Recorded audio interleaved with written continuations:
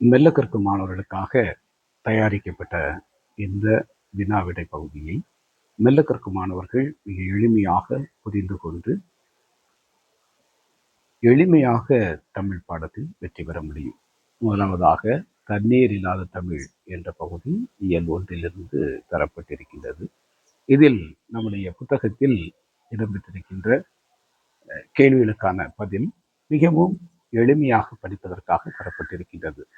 நம்முடைய புத்தகத்தில் தண்ணீர் இல்லாத தமிழ் என்ற இந்த பகுதியில் ஒரே ஒரு பலவொல் பெருகி இருக்கின்றது. மிகவும் முக்கியமான ஒன்று, மின்னேர் தனியாழி வெங்கதிர் ஒன்று ஏனையது தண்ணீர் இல்லாத தமிழ். இவ்வடிகளில் பயின்று வந்துள்ள தொடை நயன்களை தேர்வு செய்ய என்ற ஒரு பலவொல். இது ஆகஸ்ட் 2022 பொதுத் தேர்வில் கேட்கப்பட்ட கேள்வி, மார்ச் 2024 பொதுத் தேர்வில் கேட்கப்பட்ட கேள்வி, பெற்றோர் ஆசிரியர் கழகம் வெளியிட்டிருக்கின்ற கேள்வித்தாள் 1 இடம்பெற்ற கேள்வி. இதனுடைய அடிகளில் பயின்று இருக்கின்ற தொடை நயங்கள் நமக்கு அடிமோனை, அடியெதுகை, சீர்மோனை, சீரெதுகை, அடியெதுகை, சீர்மோனை, சீரெதுகை, அடிமோனை என்று கேட்கப்பட்டிருக்கிறது. இதற்கான சரியான விடை அடியெதுகை, சீர்மோனை.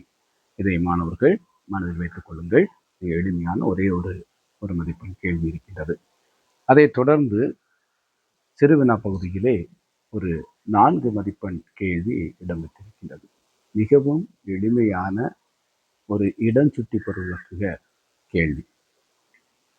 இதுவும் ஒரு முக்கியமான கேள்விதான். பெற்றோர் ஆசிரியர் கழகம் வெளியிட்டிருக்கின்ற வினாத்தாளில் 1வது மற்றும் 3வது வினாத்தாளில் இந்த கேள்வி இடம்பெற்றிருக்கின்றது.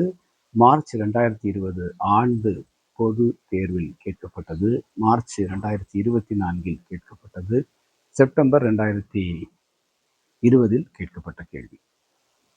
மாணவர்களே, இவ்வளவும் நீங்கள் மெல்ல கற்கும் மாணவர்கள் இவ்வளவு பகுதியையும் படித்தாலே 4 மதிப்பெண்ணை பெற்றுக்கொள்ளலாம். இடஞ்சுட்டி பெருவிளக்கு என்று கேட்டதால் 3 தலைப்புகளில் அதை எழுத வேண்டும். 1 இடம், 2 பொருள், 3 விளக்கம் என்று நீங்கள் 3 தலைப்பாக எழுத வேண்டும். முதலில் இடம், இந்த பாடல் வரி எங்கு இடம்பெற்றிருக்கிறது என்பதற்கான விடை. இவை நீங்கள் எழுதிய 1 மதிப்பெண் உங்களுக்கு கிடைக்கும். இந்த பாடல் தண்டி அலங்கார நூலில் இடம்பெற்றுள்ளது. இதனுடைய ஆசிரியர் தண்டி. இதை நீங்கள் எழுதினால் 1 மதிப்பெண் பெறலாம். அடுத்ததாக பொருள், கடலால் சூழப்பட்ட இவ்வுலகத்தின் இருளை அகற்றுவது சூரியன். ஏங்கொலி நீர் ஞாலம்.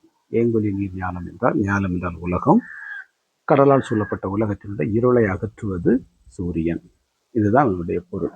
விளக்கம், உயர்ந்த மலைகளுக்கு இடையே தோன்றும் சூரியன் மக்களால் போற்றப்பட்டும் இது எப்போதும் ஒளி எழுப்பிக் கொண்டிருக்கும் கடல் சூழ்ந்த இந்த உலகின் புற இருளை அகற்றுகிறது என்பது இதனுடைய பொருள். இனி இந்த பாடத்தில் இன்னும் ஒரு முக்கியமான ஒரு 4 மதிப்பெண் கேள்வி இருக்கின்றது. இதுவும் அடிக்கடி கேட்கின்ற ஒரு கேள்விதான். ஆகஸ்ட் 2022 மார்ச் 2025 ஆண்டு தேர்வுகளிலும் கேட்கப்பட்டது. பொருள் வேற்றுமையிலேயே சான்று தந்து விளக்குக.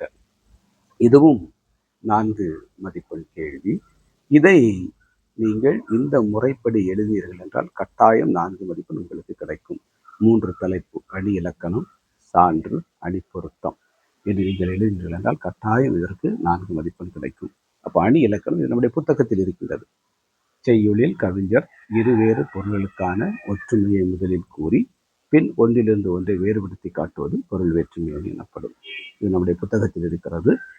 இதற்கான சான்று ஓங்களிடை வந்து என்ற தண்டி அலங்கார பாடல்.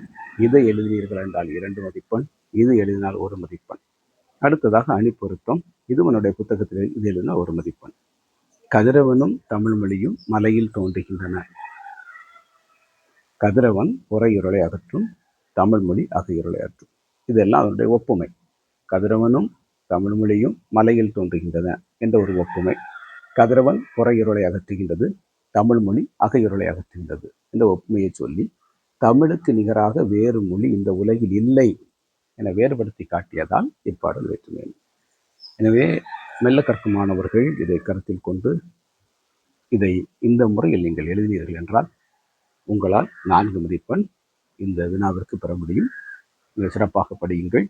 இந்த பிடிஎஃப் இணைப்பு டிஸ்கிரிப்ஷனில் கொடுக்கப்பட்டிருக்கிறது. அதையும் நீங்கள் பதிவிறக்கம் செய்து படித்துக் கொள்ளலாம். நன்றி.